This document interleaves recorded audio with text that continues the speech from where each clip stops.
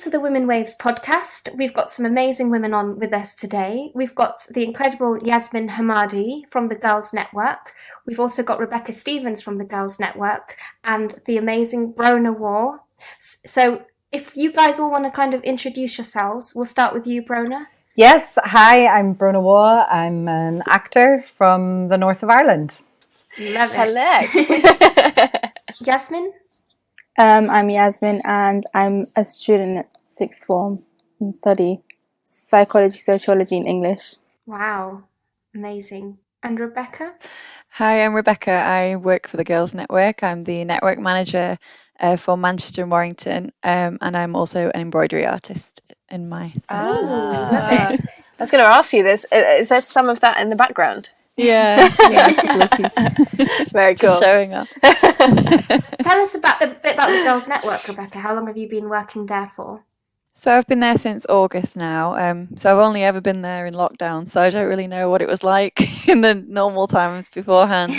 But I work for the Girls Network part-time. The Girls Network is a charity that supports girls aged 14 to 19 across England in a number of different regions by providing them with a mentor who can provide professional support and just help to empower them by being an advocate for things that they're interested in.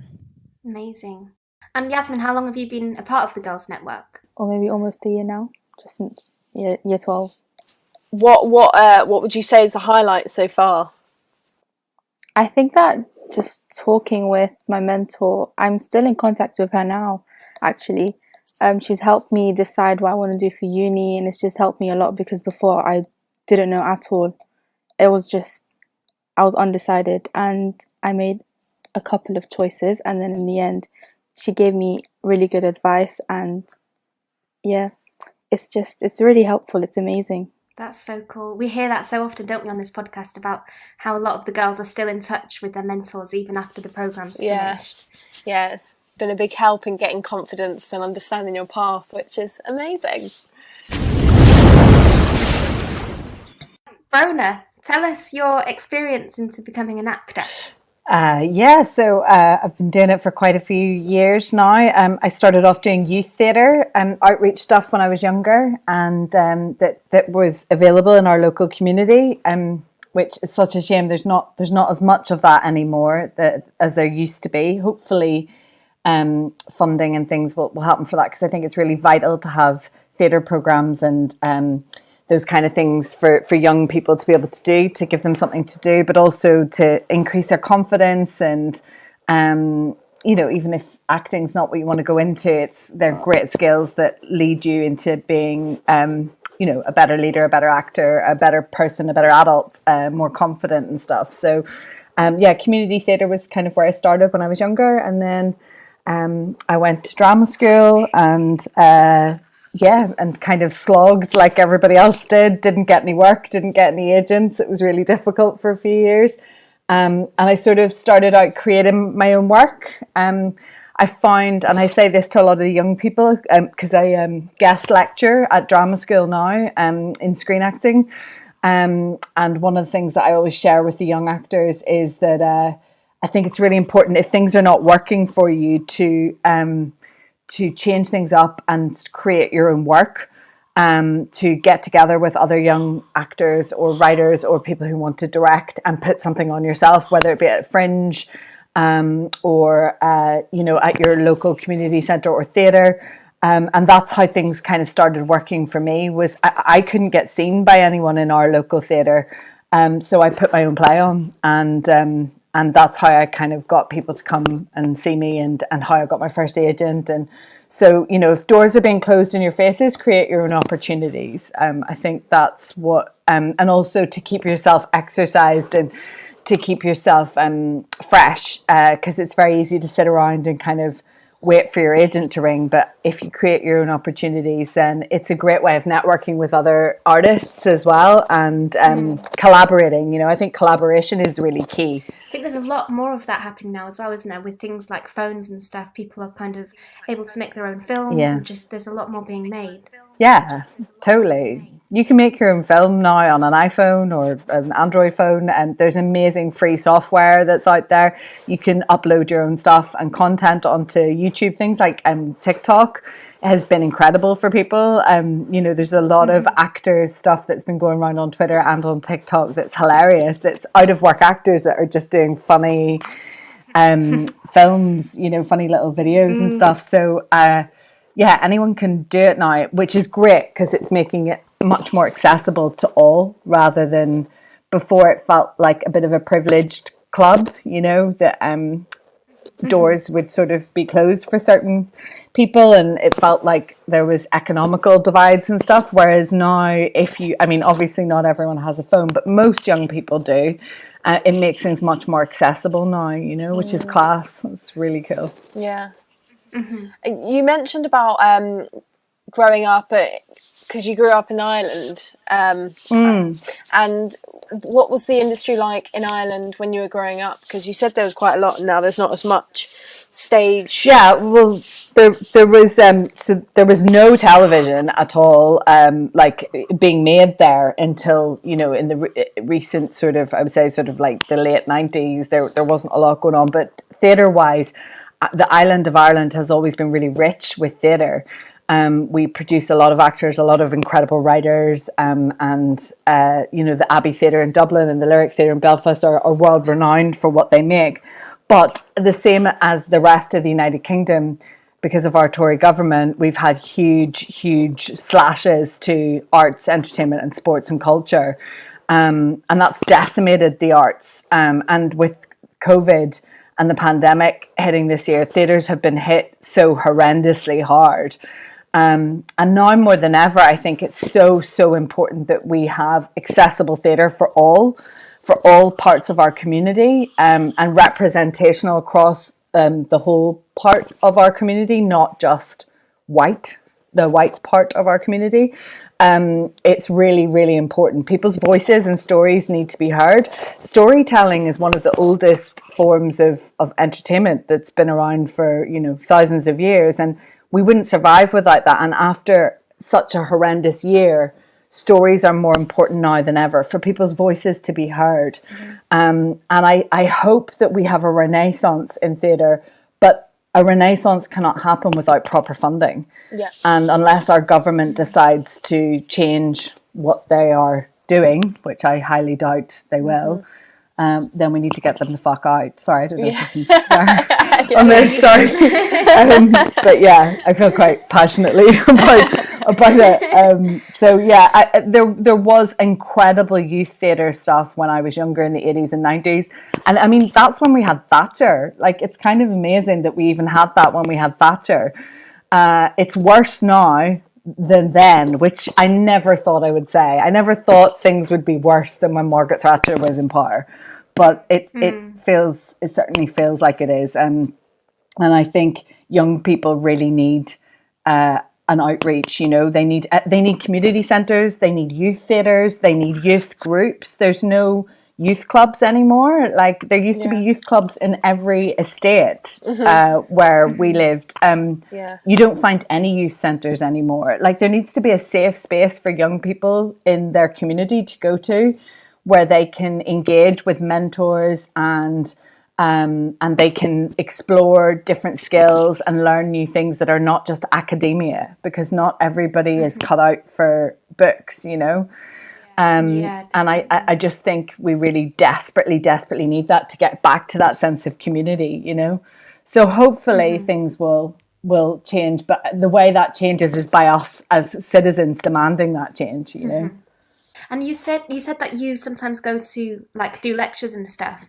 at drama schools. How do you find that? How do you find kind of, sharing your experiences with other young people that are kind of just starting out in the industry? Yeah, I feel really passionately about it. So I designed the screen acting program at GSA, which is Guildford School of Acting, which is my old drama school. So I teach regularly there, and then I go around some other drama schools as well and do some guest lecturing. And I feel really, really passionate about sharing what I felt like I didn't learn. Because in drama school, when I was there, it still does cost a lot of money. and it felt like some of the training was really out of touch. Like some of it was really old school and not reflective of what the industry is like now. So I was invited back to my old drama school one year to do the awards ceremony and give out prizes and degrees. And I spoke to the head of acting there at the time and said, you know, what screen acting are you providing for your students? And he said, none. And I was like, well, you need to do that. Like, it's insane that you don't offer screen acting classes when television is one of the biggest exports that Britain has at the moment. You know, it's one of the biggest contributors of the British economy. And if our young actors don't know their way around a television set, then that's ridiculous. Like, where are they meant to learn? Are they meant to learn on the job? That's what I was expected to do. I began my TV career in Hollyoaks, and I was very fortunate to be able to learn on the job. You know, Hollyoaks is a young person's show, and you're able to make mistakes there, and the kind of viewing public go easy on you. But not everything is like that. What if your first job's on The Crown, or, you know, on some Killing Eve or something massive, you know? So I felt really passionately about trying to teach the young people what I wasn't taught, and also how to self-manage your own business. Like, you're self-employed as an actor. I don't think, and this is not just in my industry, I think it's across the board with self-employment. Nobody in school or college teaches you how to run a business. Like, especially women. Like, we really need to be empowered better with better business skills from a young age. Being taught about accountancy, bank accounts, tax, things that we need to do. I mean, it sucks, but you need to, if you want to be entrepreneurial and run your own business, you need to know how to register to be self-employed, how to best do your accounts, how much money you should set aside from the income that you're getting. Like, no one ever taught us that, you know. And so you would get young actors who are in Hollyoaks who get themselves into thousands of pounds of debt because they hadn't paid their tax bill, because nobody had ever taught, you know, some of these kids had never been to drama school. They come straight from North London. They're 18. No one ever taught them that you should put 20% of your wages away, you know, for your tax bill. So things like that really, I think it's important and responsible to be able to do it, and to just tell them kind of what the industry's like, and to take some of that fear away, and to empower them better with how they can create their own careers and make work for themselves, because the industry now is very different to how it was 10 years ago. You can create your own work. You can pitch to networks. BBC, Netflix, Channel 4, ITV, they're desperate for young writers and young voices, and more diverse writers and diverse voices. I used to think that those doors were closed to someone unless you went to this old boys club. It's not, you know, you just need someone to tell you, or be able to tell you, how to knock on those doors and how to get those open, you know, and give you the confidence to create your own stuff. So that I'm really passionate about that. And so that's sort of what I do in between when I'm not doing telly stuff. That's amazing. That's so helpful. I wish that I had that. Yeah. Definitely. What school did you go to, Alicia? What drama school did you go to? I didn't. Oh, did you not? No, I kind of just went into it and then ended up on a film set and was like, what in the world have I done? Yeah. What am I doing? But like, no one teaches you how to do anything, do they? Like, you're just expected to find your way around, and it's pretty overwhelming, isn't it? Yeah, because everybody's stressed on a set. Everybody is all doing their own thing, and you're like, so am I meant to stand here? Yeah. And they're like, you're meant to stand here the whole time, but the camera's over there. Oh, okay. Well, it's just so confusing. Yeah. But you should write a book.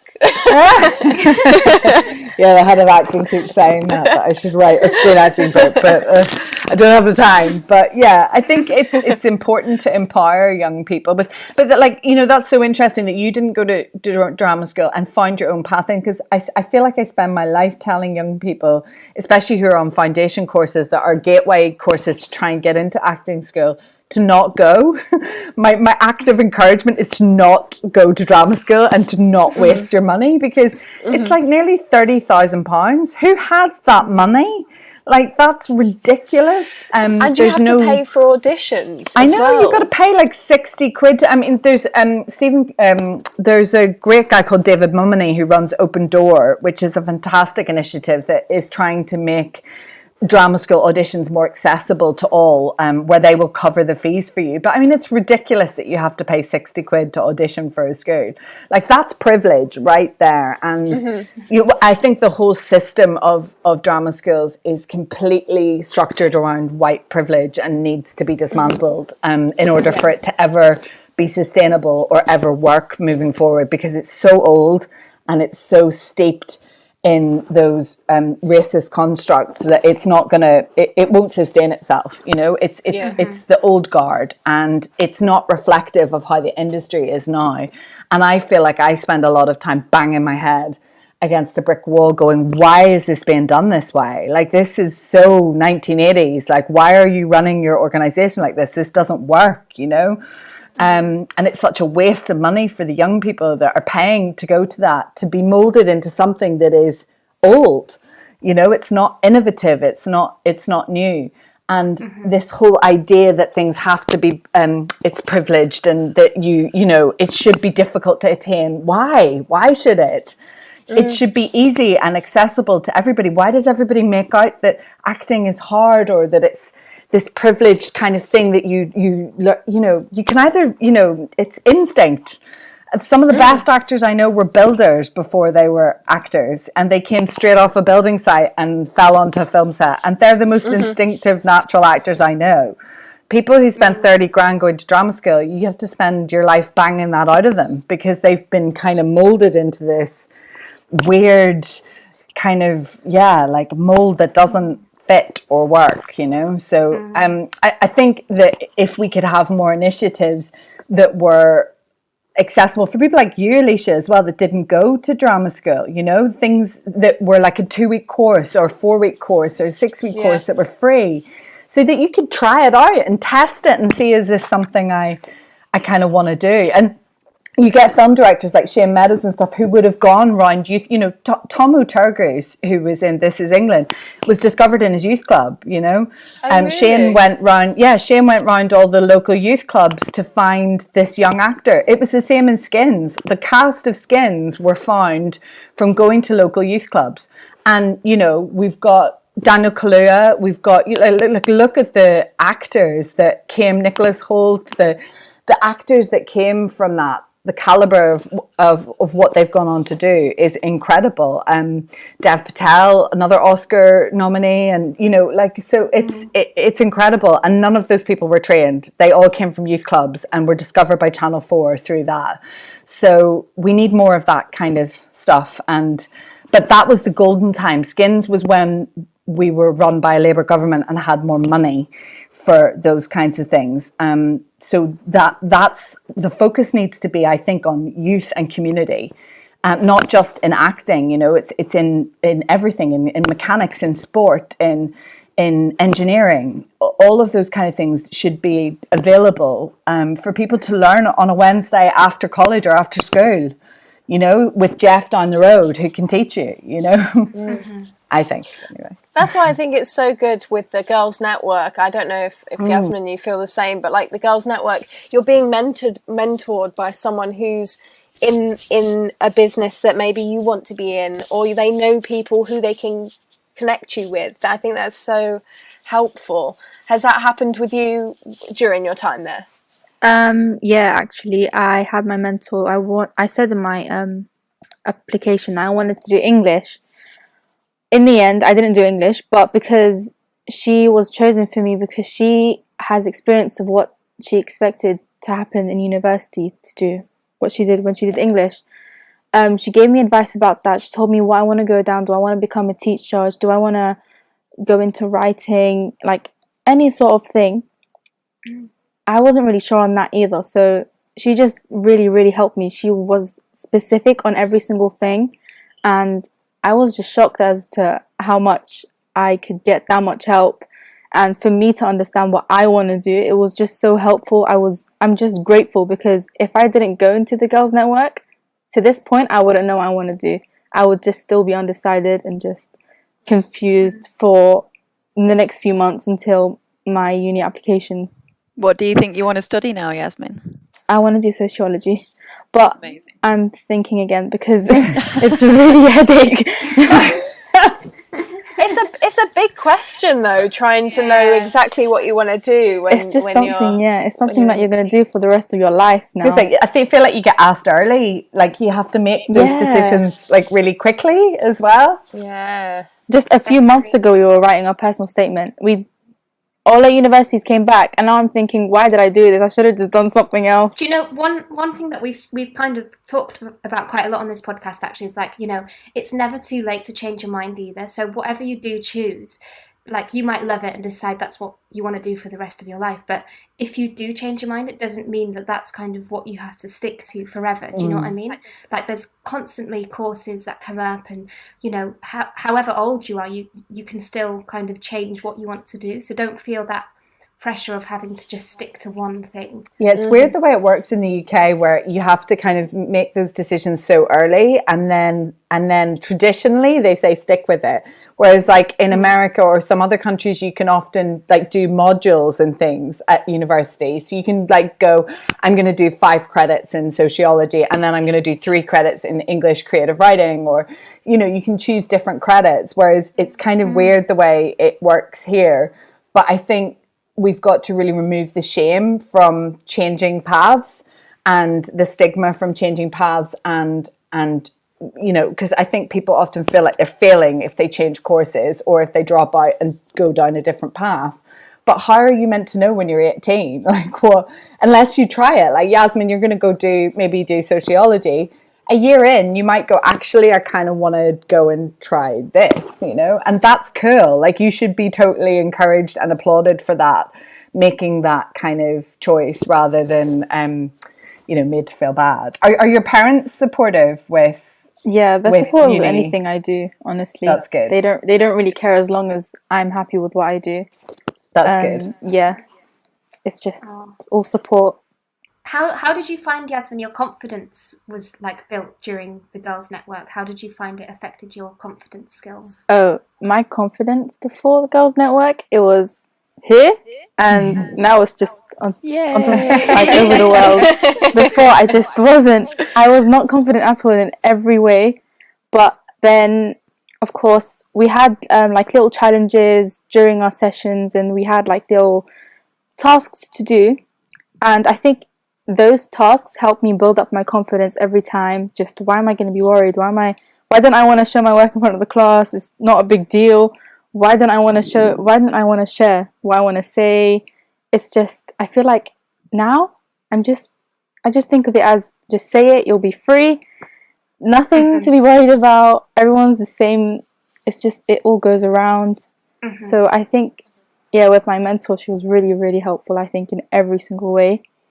Mentorship is so important, isn't it? Like, it's something that should be, and I think especially for women, like it's really, really important for young women to be able to find their voices and be guided by other women, and for us to be raising each other up. There's such a tradition or a kind of culture before of like, there's only room for one of us, you know, in this boardroom, or there's only room for one of us in this TV show or whatever. And I just think it's so important that we spend our energy paying it forward to the next generation to do that. You know, hopefully, Yasmin, when you find your path, then you'll want to do that and be a mentor for somebody else. And that we keep kind of doing that and keep lifting each other up those rungs of the ladder, to be able to give each other the confidence, you know, because unless someone tells you, you know, you can ask for this, you can ask for this help, you can do this, unless someone instills that confidence in you, you could just very easily slide by, you know, and get missed, you know. And yeah, I just think things like the Girls Network are so fabulous. It's so important for young people to be able to have access to those things. Yeah, it's like women helping girls becoming women, basically. Yeah, exactly. And like, we need that guidance sometimes from not just our mums or our sisters or our aunties. Like, I think it's good to have it from a professional or somebody different, especially if it's something that you're interested in, you know. Yeah. And I feel like from years ago, there's always been this, I mean, it still happens now, but there's always been this stigma around competition, female competition around. And, you know, I think if we continue to remind ourselves that we're all here, and there's room for everyone, and there's room for everyone. I don't know how you find it, Alicia, in the business, but one of the things that really strikes me with acting is there's this constant competition with women of feeling like there's only room for one of us, and we are naturally pitted against each other anyway for the job, which is cruel that's the setup for it anyway, because it encourages that culture. But it makes you, you know, I meet a lot when I'm on set. The problems that I often encounter are with women, not with men. Like, you know, when the Me Too movement was happening and stuff, a lot of the bullying behavior that I had witnessed was from other women, not men, for me personally. And that was because some of those women did not like seeing younger women coming up. They felt it threatened their beauty, their success, their chance of getting work. Because obviously, you know, inevitably, unfortunately, historically, if you over the age of 35, the roles do reduce, and that's starting to change now, but that takes a while. And I think that instills a real self-doubt and kind of worry in actors, and they worry about younger, more beautiful ingenues coming up, and oh God, what if they get the part instead of me? And really, we should be spending our time and energy raising each other. Like, I've seen really successful women, like female actors, you know, being vile to really young, inexperienced actors. And you think, but you're like Hollywood famous. Like, why are you behaving like this? You know, like, you've got nothing to worry about. You're amazing. We all love you, you know? Yeah. So it's weird when and I don't think it's just our business. I think it can be like that in lots of industries where women kind of go, because we've always been taught that there's only room for one of us. You know, it's a boardroom of 8 men and there's room for one woman. And that has to really change. And the way that needs to change is in positions of power. You know, the people who are the CEOs, the people who are the executives, the board members, the trustees, they have to be women, and they have to be from diverse backgrounds. Otherwise, nothing will ever change. You know, it's the same with diversity in front of the camera. It's no good having diversity in front of the camera if behind the camera we don't have that diversity. You know, if there's not Black female film producers and directors and writers and Asian and Middle Eastern, you know, we need to have that behind the scenes as well as in front of, or customer facing, you know. And I think that's really, really important. And so mentorship programs like yourselves, that's so good, because it's showing everybody that we don't have to be competing with each other, that we're actually better raising each other up, and that there is enough room for all of us, and that there is enough pieces of the pie to go around. You know, it's not just because one of you guys get that piece of the pie doesn't mean there's nothing left for me, you know. And or maybe it might be your time and my time, you know, like my mother always says, whatever's meant for you will not pass you by, you know, so you don't have to be scrappling around for scraps, you know. Yeah. And just celebrating everybody's success as well is brilliant. Like we were saying, Bronwyn, weren't we, the other day, that it's like, even if you both went up for the same role, as long as one of you get it, that's it. That's amazing. Totally. Like being pleased. Yeah, being pleased for your friend's successes. It's something that I've always really, really practiced. Right from the beginning of my career, is celebrate your friends' wins, because they're your wins too. You know, we help each other out with auditions, and we help each other out with emotional support with things. So when you know, if Bronwyn wins, you're winning, you know, and vice versa. It's like, and also that positive energy, not to get all hippy dippy, but I really do believe that positive energy then circles back round, and and that. Because otherwise you can feel that negativity dripping out of people. And I'm sure you guys, all 4 of you, have met people in the workplace where it's per me, or it's, oh, everything happens for them. Why it doesn't happen? Like, that narrative is so negative, and it creates such a downward spiral.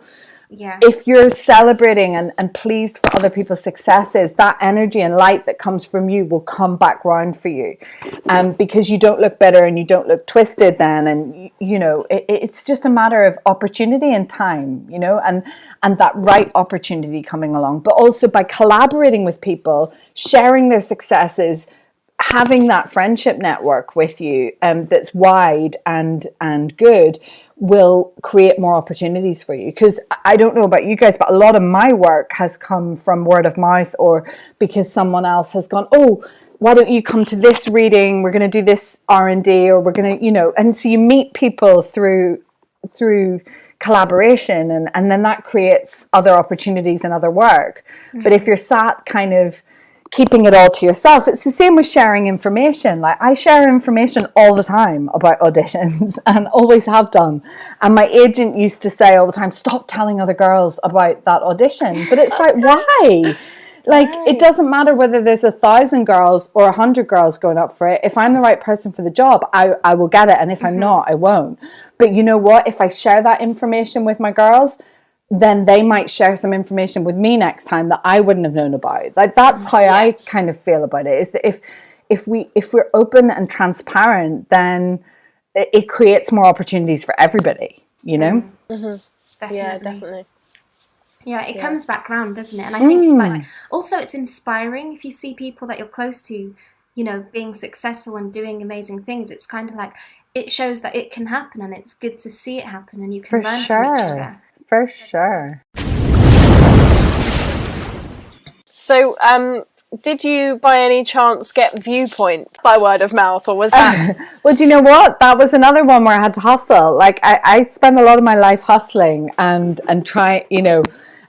Things don't often come easy for you, but that's a good thing. The character that I play in this drama, DC Stella Beckett, is from Manchester, and originally they were looking for a Manchester girl, and my agent threw me into the mix. I'm often the wild card in things where they're like, why don't you just see her? She might bring something different to it. So I went in and kind of did that, and I very much knew I was an underdog for the role.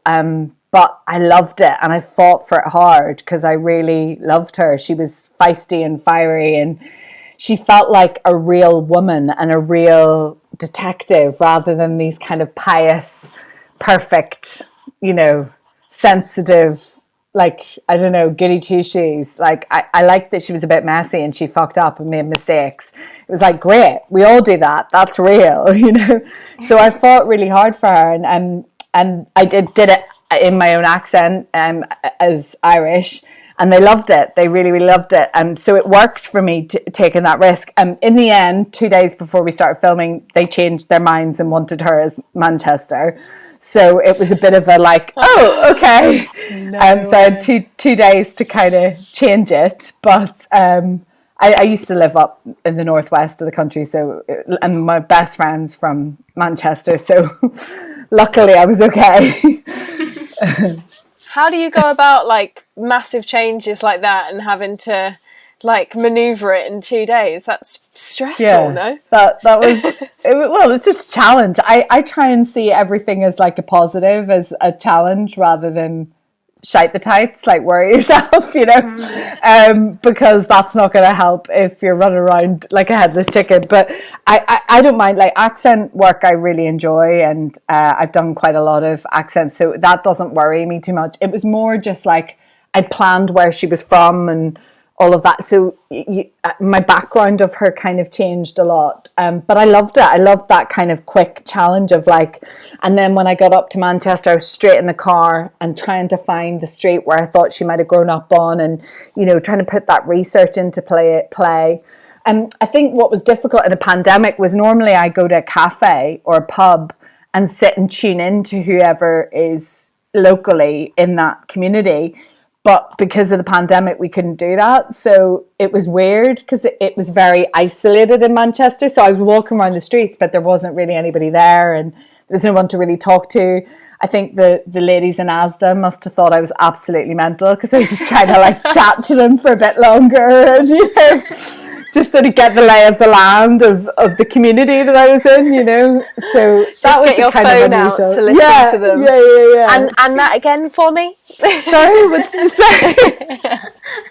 So yeah, that was kind of weird doing it in the middle of a pandemic and not having that interaction that you normally have. Like one of my favorite things, I don't know if you guys do this, but one of my favorite things is to people watch.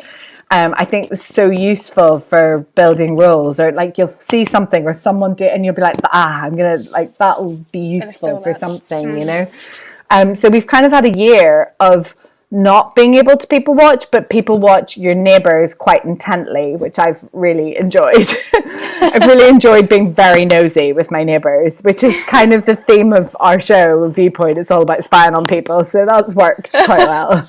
Well, I'm sure if your neighbours listen to this, which I'm not sure they will, if they did, and the poor Italian, it's an Italian guy who lives across the way from me, and we began lockdown by writing notes to each other like "Hey" or "Hello," but it was quite nice. Yeah, he was a smoker and he'd always be outside, and I like to I'm a little sun lizard, so I sit in my deck chair and. Like both of us didn't have gardens, so he'd sit outside his flat and I'd sit outside my flat. But yeah, you almost feel like you know someone from watching them so much. And at first I thought he had a girlfriend, and then she like disappeared, and I was really worried about him. I was like, oh no, I wonder have they like broken up in the middle of lockdown? Like, is he okay? And like I said to my husband, I was like, should I like drop brownies round for him? And he was like, no, that's really weird. Like, you don't know him. And then on New Year's Eve, all of his lights were out and he had the curtains like closed, and I was like, where has he gone? Like, has he broken lockdown? Has he snuck out somewhere to a party? I was like, I hope he's having fun wherever he is. I love the level of detail. Yeah. I became quite obsessed with him and like whether he was all right. And then like when lockdown eased a bit, he had some friends around, and I was really pleased for him. I was also really worried that he'd be missing his family loads, you know, because he was from Italy. So there's this really good short film called The Neighbour. I think it's called The Neighbour, and pretty much the same as you, but by the end of it, the woman is so inclined to go over to the neighbour because she's having this really stressful time. And they end up meeting, and they're like, hi, you live there, don't you? And they're like, yeah, cool. And do they fall in love? Do they fall in love? No, they don't. No, they don't. Oh. It's like a family and a relationship, and two different houses. Okay. Yeah.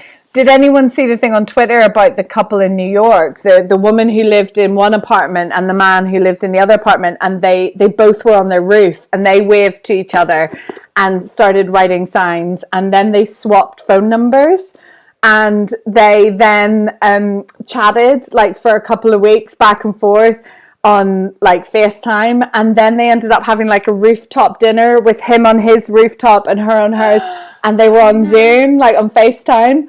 And then when lockdown lifted a little bit in New York, he got one of those Zorb balls, you know, those giant Zorb balls that you can go into. So he got a giant Zorb ball and he wheeled himself across the street to her apartment. Aww. And she came outside and they met with like the plastic between the Zorb balls, and he had flowers for her, and and they're going out now. They're like, it's really sweet. You should Google it. It's super cute. That's like such a millennial romance. I know. I also like, I don't know how I'd feel if someone Zorbed over to me. I'd be like, you're not so sexy now. Like, it's not very sexy being in a Zorb ball, no. You know? Also, the state of the flowers. Yeah, exactly. Like, I don't know. I think that's a bit too far. But the rooftop dinner was cute. That was cute. Yeah, that sounds amazing. That's so cool. That's hilarious. I was going to ask you, Bronagh, just going back to the audition you were saying about Viewpoint, how do you find auditioning now compared to when you were kind of first starting out in the industry? Because I always find it so curious to, like, you know, when you kind of think of people that have got successful acting careers, you kind of just always assume that they get the part? Oh But I know God, that's no. not the case. No, So God, no. is it quite like different, or is it the same? No, it's Exactly the same? I still shit myself. Like it's still horrible, and it's still like cringeworthy, and it's just that the people that you're going up against, you start to recognize. So you're like, oh my God, there's Saran Jones, or or oh my God, there's Jodie Comer. So you start to see people that and that makes it worse for me because I'm like, she's amazing, I'd give it to her. Like I've seen loads of people in the room before where I'm like, I think you're amazing. I feel like just turning around and walking out because I like their work so much that if it was me, I'd give them the job. So it doesn't get any easier or any different. But I think like one of the things I say to the young actors I work with is like we do this exercise where we begin it at the beginning of term and then we carry it through for the whole year, and it's something that I do with my husband as well. My husband's a heating engineer, so he's got nothing to do with acting, but he has quite a lot of anxiety and social anxiety. So one of the things we do with young people, and I make myself do it too, is say 3 positive I ams about yourself when I go into Spotlight or wherever the audition room is.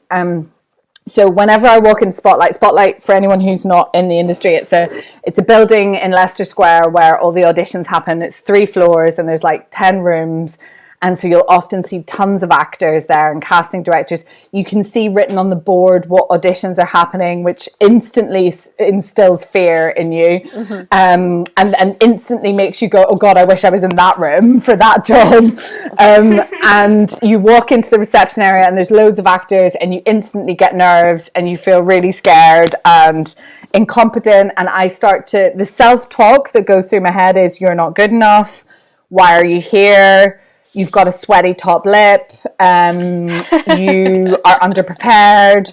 Why, you're a fraud. What are you doing here? Like, that's all the stuff that starts to go through my head. And I don't think it's just actors. I think this happens to lots of people when you're in stressful work situations. So the first thing I do is dump my stuff on the bench and I go into the toilet and I put my hands on the sink and I look at myself in the mirror and I say 3 positive I ams about myself. Because we never speak positively about ourselves in self-talk internally. So, like, how often have you ever said to yourself, I'm beautiful? Like, I look beautiful today. I feel wonderful today. I am gorgeous. I am funny. I am successful. Like, we never say positive things to ourselves. And especially in the UK, the culture is to be self-deprecating. I think maybe in the US, people are a little bit more like, I'm great, I'm wonderful, but definitely not here. And I think it's so important especially for women are taught that it is not becoming of us to be confident and to be self-assured. And we need to get rid of that and start owning things. So I will go into the toilet and I will be like, I am the best person for this job. I am deserving of being here. I am talented and I am the right choice. And I just look at myself in the mirror and just focus on that and repeat those things 3 times to myself. I do it when I'm walking from the tube as well. And I get my husband to do it as well because he has self-confidence issues at work too. And me and the young people at GSA, that's what we do. We do it in a circle. Every day we begin class that way. Because you might have just come from Shakespeare where the teacher has torn you in your arsehole and said that you were shit. Like, drama school seems to be all about tearing people down rather than building you up. So I begin every one of my classes with 3 I ams and we all go, woo, yeah you are, yeah you're gorgeous, yes you're funny, yes. So be your own self cheerleader. So that's what I do when I go, especially when I go to Spotlight, because Spotlight fills me with nerves because there's so many other actors. So I don't think it gets any easier, but I think that there's tools that you can use to help make things better. So definitely that. And another thing I do is take my earphones in with me to auditions. And I have little playlists for things that will get me in the mood, like the right emotional place, especially if you're doing a big scene where you've got to cry or something, then that helps me focus if I listen to earphones rather than, otherwise I'm a chatterbox and I'll see someone I know and I'll be like, oh, hi, how's it going? And you get chatting to someone and then you're not in the zone for the audition, because you've only got 5 minutes or 10 minutes to kind of impress on someone what you want. So I think it's important to be in the right frame of mind or the right zone, you know. And actors can play mind tricks on each other and sometimes distract each other. So I think that's quite good to have earphones to kind of focus you as well. And to instill that confidence. When I was working in America and Canada, that they have a real culture of having like 50 actors in a waiting room, and that can really freak you out, and everyone will be like this, like going over their lines, like, and you'll walk in and you can feel the energy and almost absorb that, and that will make you start to doubt yourself and go over the lines. And I learned when I was out there to not fall into that trap. Like, I would leave my script in my bag and just go, you've got this. Like, you've done the work. You have prepared the best you can. Do not fall down this trap of, you know, because like some actors will start saying their lines aloud, like quite loudly, which is just like, dude, like you're in my space. Like, what are you doing? Which is why the earphones can come in handy. So I think it's like a little bit like being an athlete. We've got to get our head in the right space and in the right frame of mind. And that's focus, that's maybe listening to music or whatever it is. You could be listening to your lines in your ears, but it's focus and self-belief and talking to yourself in positive headspace, you know, rather than the negative self-talk that can go through your head, you know, especially if you've been running late or, you know, often I'm teaching, so I've just run from teaching to go to the audition, and I'm sitting worrying about, oh God, have they got the right equipment for that scene? Am I going to be late for my part-time job? You know, like all those things, which you're just like, you've got to leave at the door and just focus, you know? Yeah, definitely. Because you've only got like 5 minutes. Going back to what Bronagh was saying about the I ams as well, we've been running workshops with girls in Manchester about confidence and how to actually try and improve your self-confidence and having control over it. And we've been looking at things like self-affirmation theory and how it actually changes your brain. You know, there's been studies, you know, MRI scans of people's brains when if they say to themselves enough that, you know, I am confident, I can do this, it eventually just, it genuinely changes like their neural pathways and just the amounts of like stress hormones that they release. So it really can like make a huge difference just to say to yourself, you know, I can do this, or that's I am, amazing, you know, that you guys are doing that. That is so cool, because and it's so cool to know that there's a scientific backup with it. That's yeah, because really I mean, affirmations are all over Instagram at the moment. You see them. A lot of artists, you know, like do their little illustrations, and it's, you know, I am resilient and can get through this and that sort of thing, which is brilliant. But I think I was interested before I communicated that to the girls that we work with, you know, what is the actual real, you know, what can this actually do? So that's how I did some research behind that. But it is amazing that, you know, that they're looking into it now and doing research about it and showing that it does actually make a difference. And it's just weird that culturally we have this thing of, I definitely think it's a female thing more than men.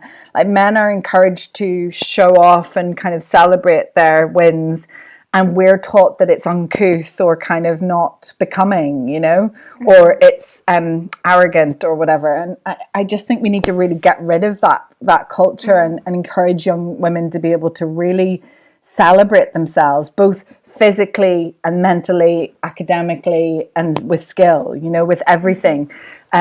It's been shoved down us so much about our bodies and images and stuff, and with Instagram and social media, it's so rare for young women to speak positively about their bodies, and we've got to change that. Like, because so many people get to my age and older and go, look back at pictures of when they were 16, 17, 18 and go, oh my God, I was beautiful.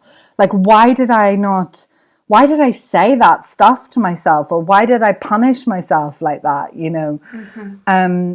So I think it's so important to create that culture of being able to be positive, to speak to each other positively, but also about ourselves, you know? Yeah. So that's great that you guys do it as well at the Girls Network. That's brilliant. Yasmin, how much of an impact does social media make on your life? I feel like if there wasn't as much social media, it would have been so much better.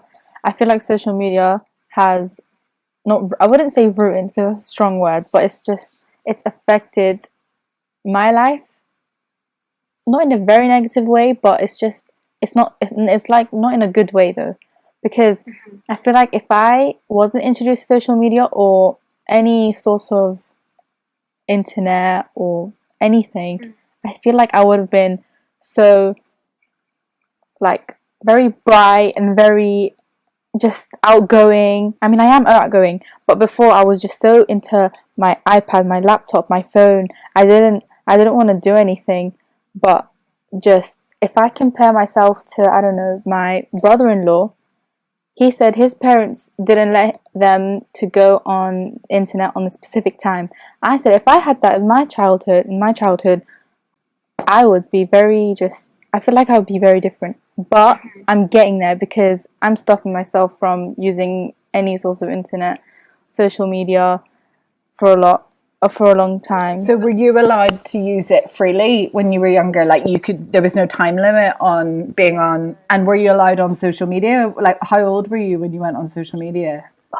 I don't really know. I think I first made an actual account on social media was 12, 13.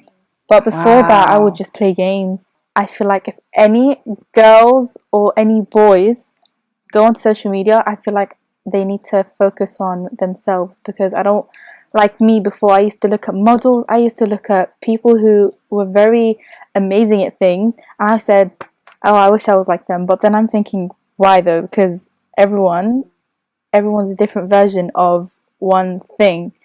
So I'm my own version of perfect. Someone else can think differently, but it's not going in here. What I think is going to stay in here.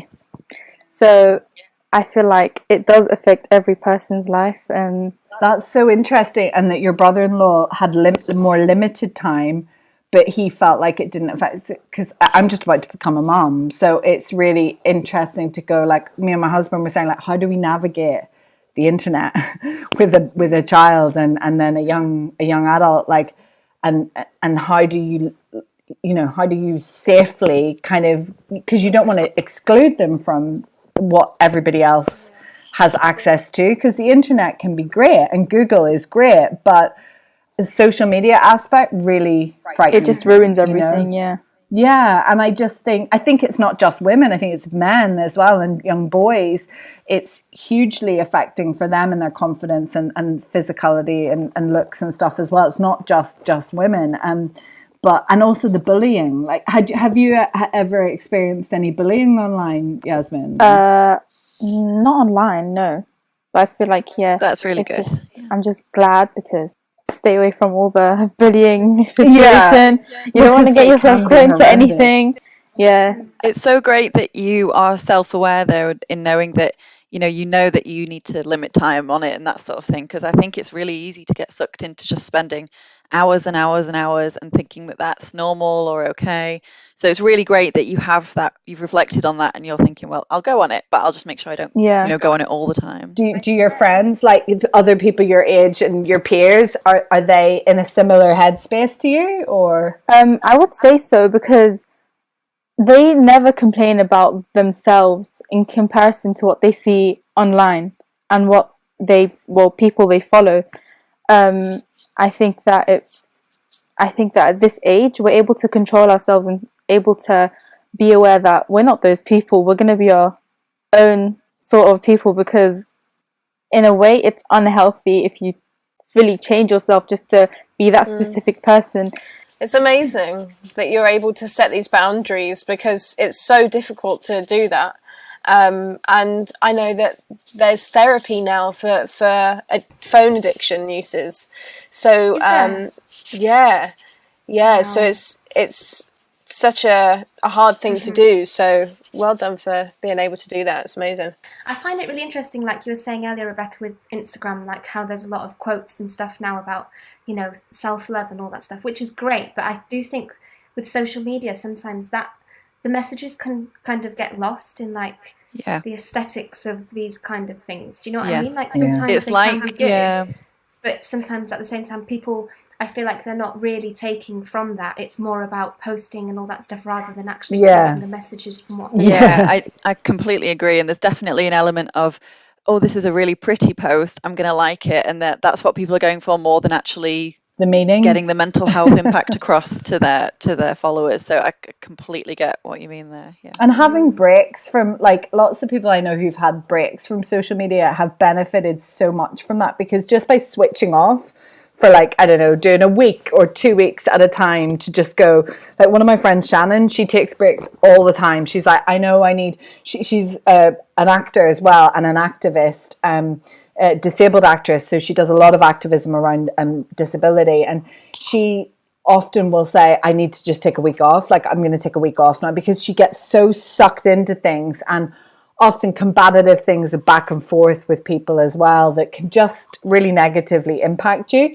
And I think that's so healthy to be able to, like, just take steps back. Like, I've had periods of time where I've done that too, and you don't miss it. Once you're away, you're like, and you see things more, and just, yeah, I just think it's a really positive thing to be able to do. And it's only when I'm around other friends that I like, one of my best friends is still in Hollyoaks, and when I go and see her, it's like she's like, social media is a job for her, you know? Yeah. It's constant. Like, she has to post, upload and it's like, and her phone is always on the desk or on the table.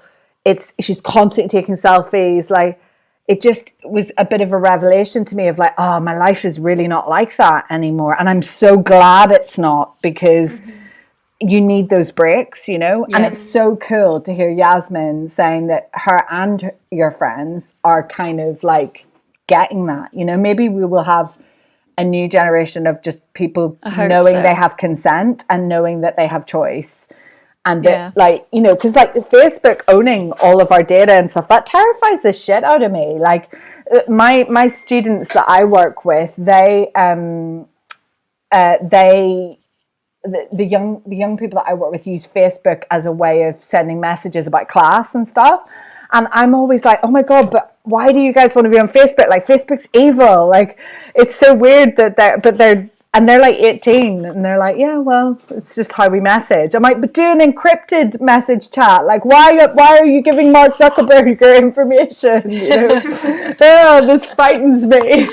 But also, like, even messaging in class, it's like, what else do you have to talk about after class then? I know. It's so weird. Like, I go mad in class when I make everyone put their phones away. I'm like, dude, what are you doing? Like, it drives me mad when people are messaging or looking. I often will get someone saying, oh, I'm writing notes on my phone. I'm like, no, you don't need to write notes in this class. You just need to, like, this is an open discussion. No notes. Yeah. I saw a young guy the other day. He was cycling, and he wasn't even holding the handles. He had both hands holding his phone like this, and he was cycling on a main road. I was like, oh my God. It's kind of talented to be able to not hold the handlebars. Also, that's really, like, worrying. Yeah. That's scary. I think the thing about social media is a lot of it isn't inherently bad. You know, like, I love Instagram, and without Instagram I couldn't have started. So I'm a self-employed artist alongside my work at the Girls Network, and a huge reason for that is because Instagram enabled me to have an audience as an artist that I just wouldn't have had otherwise, because I only discovered embroidery when I was 23. You know, I didn't do it in school. I didn't do an arts degree. But I think the problem is the quantity with which we kind of use it. And I attended a talk a few weeks ago by a woman who researches into social media and happiness at UCL, and she compared it to, like, chocolate. You know, chocolate's great, but if you eat, you know, a kilogram of chocolate, then you're going to be really, really sick. Yeah. And it's a similar thing. It doesn't have to be this terrible thing. It can enable us to make connections around the world and with people that you would never meet otherwise, and showcase our interests. And like you were saying about TikTok before for actors, I think it is just when we become addicted. And obsessed I think it is a real problem. You're so right, because it does make stuff so accessible to everybody. Like, that is what's so cool about it, is like you said with your art stuff, or it's such a great way of networking with people. Like, you can I can, you know, follow an actor that I really admire, and if they follow you back, you can then start messaging each other, and it's like a new connection has been made, or a new business connection has been made with things like Etsy and Instagram and stuff. You can sell your work through the internet and social media, and, like, that is just incredible to be able to do that. But yeah, I think you're totally right, Rebecca. It's like it's in it's kind of the amount of time that's invested in it, isn't it? But it is a wholly positive thing. Like, I wouldn't want to see it go. It's the way I promote my work as a self-employed artist as well. It's the way I engage with people who enjoy your art and work and share ideas with them, and it's a way of connecting with other artists. So I'd be devastated if it wasn't there, but I do like that I can take weeks at a time off and it doesn't bother me. I think if I was struggling to put my phone down, then that would be like, okay, you need a rain check, much like I mean, I definitely have that issue with chocolate at the moment. I wonder if it's a kind of, an older generation, because it's all new to us. We kind of got, like, just really obsessed. Indulged in it. But Yasmin's generation are kind of like, wait a minute, this isn't good. Yeah. And they're the ones who are like, it's okay, but we're going to moderate our time. Yeah. Whereas but I feel like Yasmin's generation are better like that with drink and alcohol and smoking and drugs as well. Like, I feel like a lot of young people I know don't smoke anymore. A lot of young people I know don't drink or drink very little, because it's not cool anymore. Whereas, in the 90s, it was all about ladette culture and people being like Denise Van Outen and Sarah Cox and going out and being like one of the lads and drinking as much as you can and going to Marbella and Ibiza and living it up. And like, that's not really as much as, like, people are more into wellness and fitness and like mindfulness, and it's kind of cool. It's different. It's so cool. I think it's great, and I'm really jealous that I'm that age. And that everyone's liver. First round. Yeah, everyone's got a healthier liver than us. People will be living for hundreds and hundreds of years.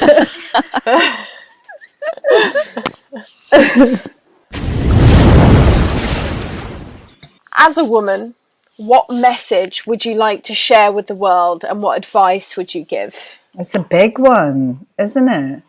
Really big one. I guess for me, it would be that what we were talking about, we are stronger together if we raise each other up. Look to the voices that need lifting and amplifying around you, the people that need a platform, the people that, because I think being aware of our own privilege is so important. So knowing the people whose voices need raising more than yours, more than your own, and help raise those voices, help be a good ally to those other women and girls, and help open those doors for them, because you will be stronger together within your community if you do that. Well, I really needed that.